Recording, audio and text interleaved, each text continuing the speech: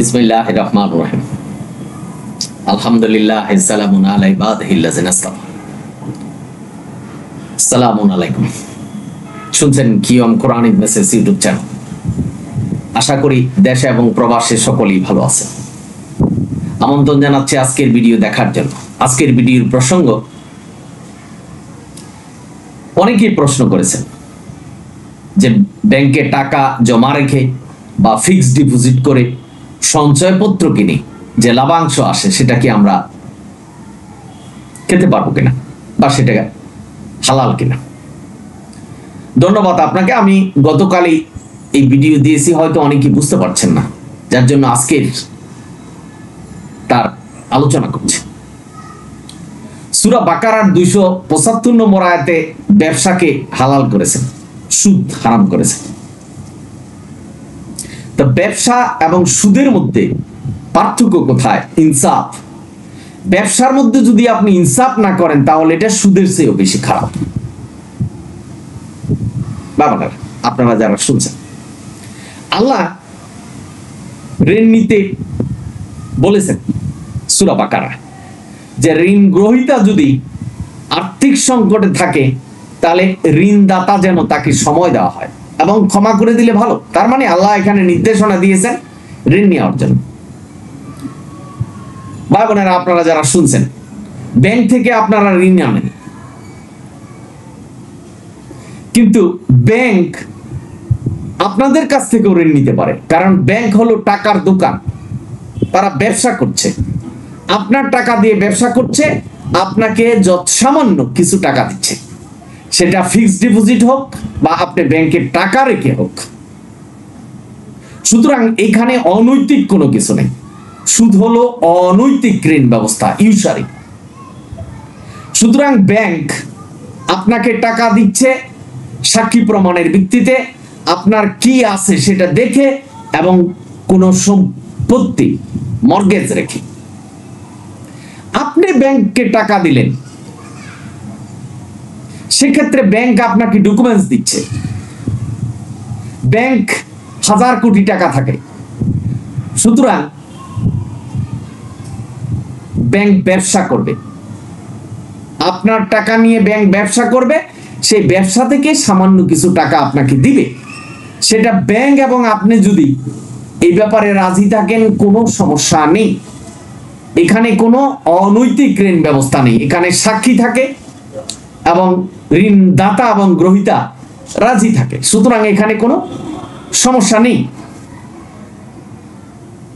বাবানেরা, আপনারা যারা শুনছেন, এবং এই ব্যাংকে টাকা রেখে এবং ফিক্সড ডিপোজিট করে যে টাকাটা ব্যাংক দিচ্ছে সেটা ব্যবসার টাকা, অর্থাৎ ব্যাংক আপনার টাকা দিয়ে ব্যবসা করছে, এই লাভাংশটা আপনাকে দিচ্ছে, সুতরাং এটা হারাম নয়। বাবানেরা, আপনারা যারা শুনছেন, এবার আসুন, অনেকে প্রশ্ন করলেন সঞ্চয়পত্র এটা কিনে আমরা যে লটারির ইচ্ছা করছি, সেটা কি, যদি লটারি পাই সেটা কি হারাম কিনা? বাবানেরা, আপনারা যারা শুনছেন, জুয়া হারাম। আপনি যদি সঞ্চয়পত্র কিনেন যে এটার উপরে লটারি হবে, সেই লটারির উদ্দেশ্যে কিনে থাকেন, তাহলে আপনি সেই সঞ্চয়পত্র কিনতে পারবেন না। আর যদি সঞ্চয়পত্র কিনেন যে এটা আমার টাকা, আমি এটাকে জমা রাখলাম বা কাউকে উপহার দিলাম, সেই ক্ষেত্রে আপনি সঞ্চয়পত্র কিনতে পারবেন, কোনো সমস্যা নেই। এটা আপনার নিয়তের উপর নির্ভর করবে, অর্থাৎ আপনি কি নিয়ত করছেন। আপনি যদি মনে করেন যে এটার উপরে লটারি হবে, এই লটারির উদ্দেশ্যে আমি এটা কিনছি, তাহলে সেটা কিনা যাবে না, কারণ লটারি, জুয়া আল্লাহ হারাম করেছেন। নেশা এবং জুয়া হারাম। ভাই বোনেরা, আপনারা যারা শুনছেন, আর যদি আমি আবারও কথাটা বলছি, এই সঞ্চয়পত্র যদি টাকা হিসাবে কিনেন, যেটা আমার টাকা, আমি এটা ঘরে রেখে দিলাম বা কাউকে উপহার দিলাম, যে কোনো সময় আমরা এটা ভেঙে ফেলবো, কোনো সমস্যা নেই।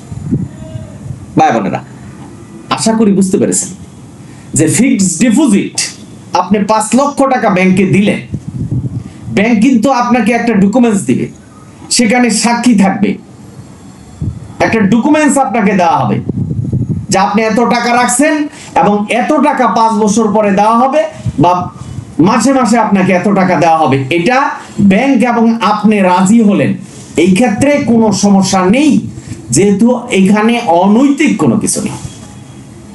ব্যাংকগুলি সরকার দ্বারা পরিচালিত হয়, যদিও বেসরকারি ব্যাংক, কিন্তু সরকারের অনুমোদন লাগবে, সরকারের নিয়ম পদ্ধতি নির্দেশনা মানতে হবে। ভাই বোনেরা, আপনারা যারা শুনছেন, সুতরাং এখানে অনৈতিক কোনো কিছু হওয়ার কোনো সম্ভাবনা নেই। সুতরাং এটা সুদ নয়। আপনি এই ব্যাংকের টাকা রেখে যে লাভাংশটা দিচ্ছে, ব্যাংক কিন্তু খুব ক্ষুদ্র একটা অংশ আপনাকে দিচ্ছে, এবং ফিক্সড ডিপোজিট করছেন সেটা খুব ক্ষুদ্র অংশ দিচ্ছে, ব্যাংক কিন্তু লাভ করছে অনেক বড়। সুতরাং যেহেতু সূরা বাকারার 275 নম্বর আয়াতে আল্লাহ ব্যবসাকে হালাল করেছেন, সুতরাং ব্যাংকও ব্যবসা করছে আপনার টাকা দিয়ে, সেটা থেকে আপনাকে কিছু দিচ্ছে, কোনো সমস্যা নেই। এখানে অনৈতিক কোনো কিছু নেই। সুদ হইল অনৈতিক ঋণ ব্যবস্থা। এই কথাটা যদি জানেন তাহলে আপনারা হিসাব করতে পারবেন। যেখানে অনৈতিক ঋণ ব্যবস্থা আছে সেখানে আপনি ঋণ করতে পারবেন না, যেতে পারবেন না। ভাই বোনরা, আপনারা যারা শুনছেন, ব্যাংকে টাকা জমা রাখতে পারবেন না, ব্যাংকে ব্যবসা করে আপনাকে কিছু দিবে এটা পারবেন না, বা ফিক্সড ডিপোজিট করে ব্যাংক রাজি থেকে যেটা আপনাকে দিবে সেটা আপনি খেতে পারবেন না, এটা সুদ। এই ধরনের কোনো নির্দেশনা কোরআন দেয় না। কোরআন নির্দেশনা দিয়েছে যেন অনৈতিক কিছু না হয়। তুমি ঋণ নাও, অনৈতিক যেন কিছু না হয়। এবার আসুন, ব্যাংক থেকে আপনি ঋণ আনলেন, আপনি যদি অর্থনৈতিক মন্দার মধ্যে থাকেন, তা আল্লাহ নির্দেশনা দিয়েছেন যে ব্যাংকে তুমি তাকে সময় দাও, না হলে ক্ষমা করে দাও। এখন ব্যাংক আপনার কাছ থেকে ঋণ নিয়েছে, ব্যাংক আপনার টাকা দিয়ে ব্যবসা করবে। এখন ব্যাংক যদি দেউলিয়া হয়, সেই ক্ষেত্রে ব্যাংকেও আপনাকে সময় দিতে হবে। ব্যাংক এই দুর্যোগ কাটিয়ে ওঠা পরে আপনার টাকাটা পরিশোধ করবে। ভাই বোনেরা, আপনি যখন ব্যাংকে টাকা দিবেন তখন আপনি হলো ঋণদাতা। আল্লাহ ঋণদাতাকে বলছেন যে ঋণ গ্রহীতা যদি অর্থনৈতিক সংকটে থাকে, ব্যাংকও কিন্তু অর্থনৈতিক সংকটে থাকে, সেই ক্ষেত্রে আপনাকেও ব্যাংকে সময় দিতে হবে, বা প্রয়োজন হলে ব্যাংকে মাফ করে দিতে হবে। এটাই আল্লাহর নির্দেশনা। এখন আপনি যদি বলেন যে আমি ব্যাংকে টাকা দিছি, ব্যাংক অর্থনৈতিকভাবে মন্দা হয়েছে বা ব্যাংক দেউলিয়া হয়েছে, আমাকে টাকা ফেরতই দিতে হবে, সেই ক্ষেত্রে কিন্তু আপনি পারবেন না, কারণ আপনাকেও সময় দিতে হবে ব্যাংকে। অর্থাৎ আল্লাহ ঋণদাতা সংস্থাকে বলছেন যে ঋণ গ্রহীতা যদি সংকটে থাকে, অর্থনৈতিক সংকটে থাকে, তাকে সময় দাও। সেই ব্যাপারটা আপনারা মানতে হবে যখন আপনি ফিক্সড ডিপোজিট করবেন। আশা করি বুঝতে পারছেন। তবে এটার মূল কথা হলো যে যদি অনৈতিক কোনো কিছু না থাকে, সেখানে আপনি লোন আনতে পারবেন এবং লোন দিতেও পারবেন।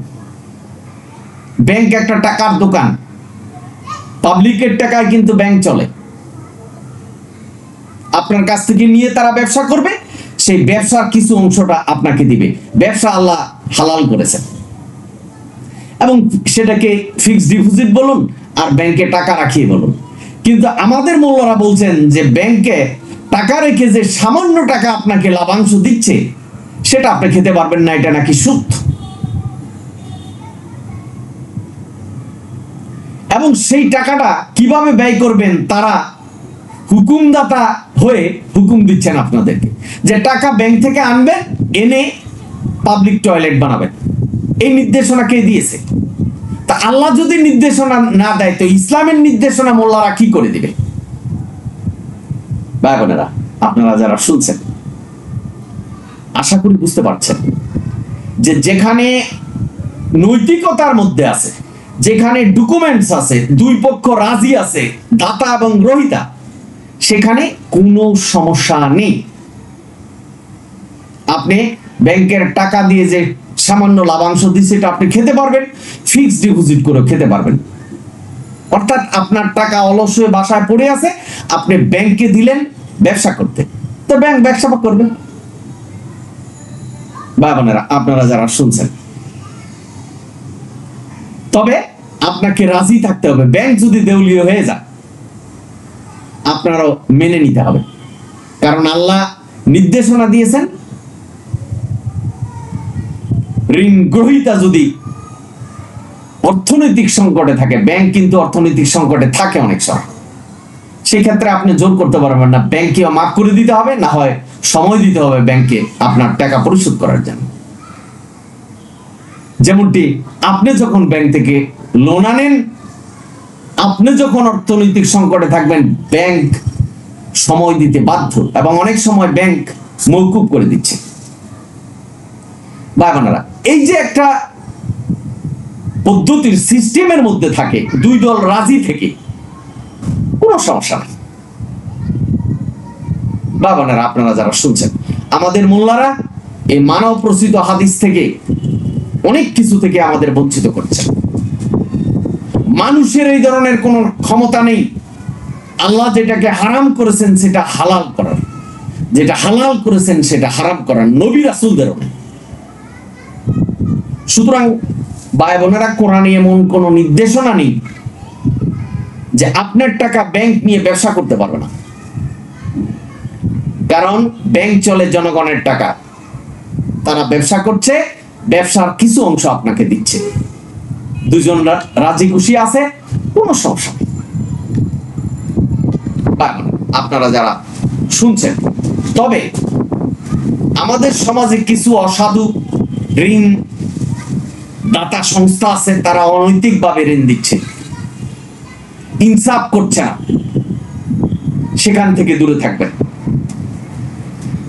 অর্থাৎ যেখানে ইনসাফ নাই, যেখানে অনৈতিক ঋণ ব্যবস্থা, সেটাই সুদ, সেখানে আপনি যেতে পারবেন না। ভাই বোনেরা, আপনারা যারা শুনছেন, সুতরাং আশা করি বুঝতে পারছেন। নির্দ্বিধায় ফিক্সড ডিপোজিট করুন যদি টাকা থাকে, কারণ আপনার টাকা অলস অবস্থায় যদি বাসায় পড়ে থাকে, সেটা ব্যাংকে দেন, তারা ব্যবসা করবে, ব্যবসা করে আপনাকে দিবে, সেটা যে কোনো স্থানে হতে পারে। ফিক্সড ডিপোজিট আপনার পোস্ট অফিসে হতে পারে বা কোনো এনজিওতে হতে পারে, সেখানে যদি অনৈতিক কোনো কিছু না থাকে। তবে এনজিওর ব্যাপারটা একটু ভিন্ন, তারা অনেক সময় টাকা নিয়ে পালিয়ে যাচ্ছে, অনৈতিক কিছু করছে, সুতরাং সেখানে যাবেন না। ভাই বোনেরা, এবং সমাজগতভাবে অনেকেই ঋণ দিচ্ছে, এখান থেকে নিয়ে অনেকে প্রতারিত হচ্ছেন, অর্থাৎ অনৈতিক ভাবে অনেকের নিয়ত থাকে যে আমরা ঋণ দিব, দিয়ে তাদের কাছ থেকে চড়া মানে দ্বিগুণ তিগুণ হারে সুদ নিব, যেটা আল্লাহ নিষেধ করেছে।